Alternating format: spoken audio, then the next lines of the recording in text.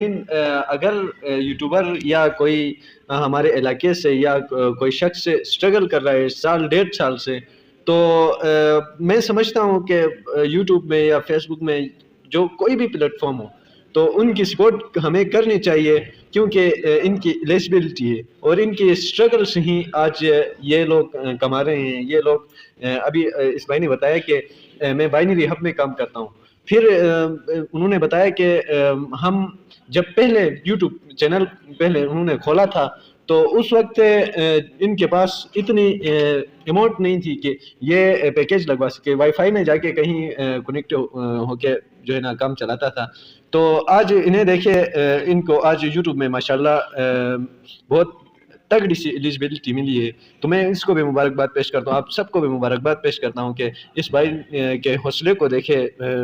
برے وقت سے لڑا، اس کے بعد آج